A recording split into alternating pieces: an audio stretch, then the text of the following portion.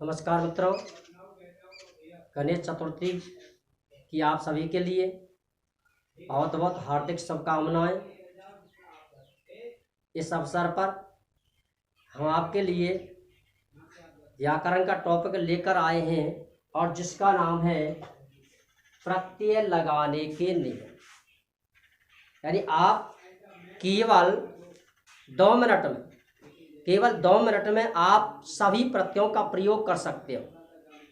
केवल प्रत्यय का आपको शेष याद करना है, प्रत्यय का केवल शेष याद करना है और उसके बाद आप इन नियमों को आप लगाएं और किसी भी प्रत्यय का प्रयोग करें।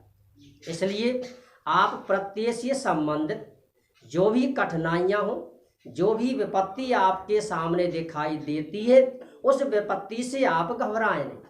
तो देखिए, आप देखिए प्रत्यय लगाने के नियम। सबसे पहला नियम है कि सेट धातु में इट का आगम होता है। सेट धातु में इट का आगम होता है। अब समस्या आती है, सेट धातु कौन सी होती है?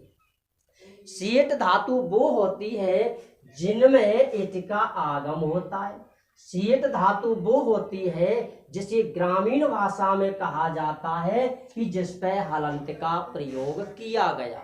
लेकिन जिसमें हलंत का प्रयोग भी हो लेकिन उसमें परिवर्तन यदि किया गया हो तो वो सेट धातु नहीं मानी जाती है, वो अनिट धातु मानी जाती है। इट का आगम, प्रश्न है दूसरा कि इट का आगम क्या होता है? इट का आगम का मतलब हो कि लघु ई वर्ण की मात्रा का प्रयोग करना। ठीक, पहला नियम, सेट धातु जिस पे हलंत लगा हो। नंबर 1 बात, जिनमें इट का आगम होता है उसे हम सेट धातु कहते हैं।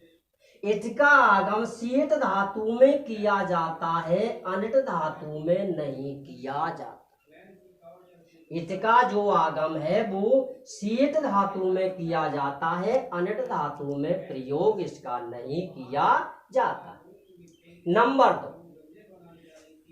3, धातु की मूल अवस्था लगाते हैं। ये नियम आपको सबसे पहले ध्यान करना है कि प्रत्यय जब हम लगाते हैं तो धातु की मूल अवस्था लगाई जाती है। कौन सी अवस्था लगाई जाती है? मूल अवस्था। मूल अवस्था वो होती है जिस धातु के 2 नाम, जैसे किसी प्राणी के यदि 2 नाम होते हैं, जैसे राम और श्याम, तो इसका वास्तविक जो नाम है वो नाम है राम और उसका जो प्रचलन में जो नाम आगे बढ़ा हुआ है वो नाम है श्याम। इसलिए धातु की मूल अवस्था लगाते हैं। जैसे कि दृश्य, ये मूल अवस्था है और इसकी दूसरी अवस्था है पस। दृश्य माने देखना। नंबर 2, गम, ये मूल अवस्था है और इसकी दूसरी जो प्रचलन जो नाम है वो है गच्छ। स्था, ये मूल अवस्था है, इसका जो प्रचलन में जो नाम है, जो धातु है वो है तिष्ठ। पा, पीना, इसका जो दूसरा नाम है वो है पिप। प्रत्यय का प्रयोग जब हम करेंगे तो वहां हम पा का प्रयोग करेंगे, वहां हम स्था का प्रयोग करेंगे, वहां गम का प्रयोग करेंगे, वहां दृश्य का प्रयोग करेंगे। नंबर 4, धातु के अंतिम वर्ण में परिवर्तन किया जाता है। धातु के अंतिम वर्ण में परिवर्तन किया जाता है, चाहे उस पर हलंत हो और चाहे नहीं। अर्थात परिवर्तन उसी में होता है जिसमें ये नियम लगते हैं।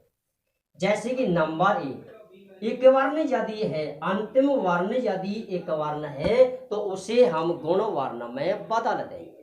किस समय बदल देंगे? गुण वर्ण। यदि अंतिम वर्ण एक वर्ण है तो उसे हम गुण वर्ण में बदल देंगे।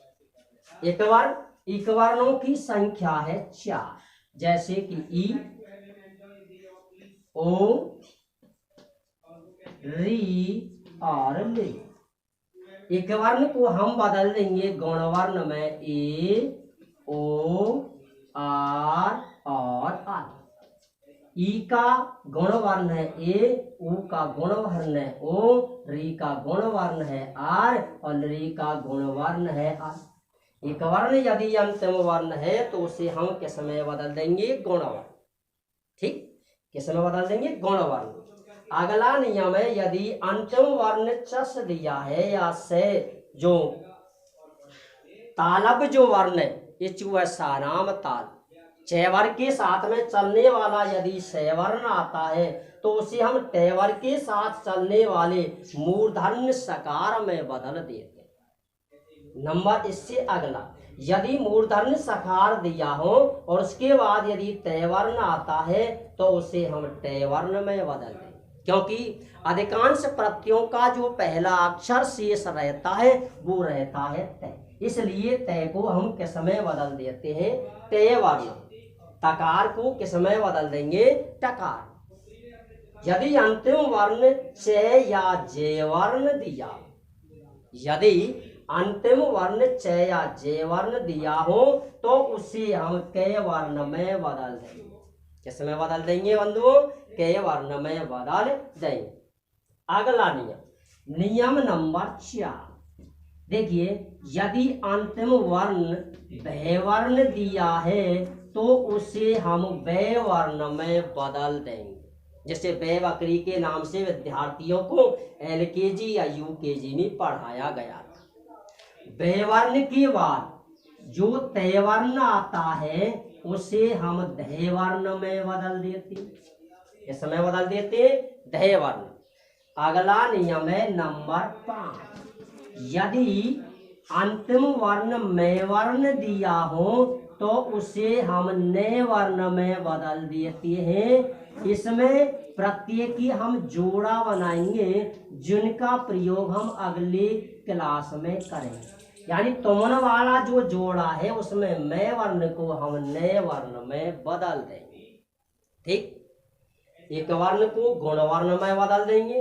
इस नियम का प्रयोग हम तमन प्रत्यय वाले जोड़े में करेंगे, कत्वा प्रत्यय वाले जोड़े में इसका प्रयोग नहीं करेंगे।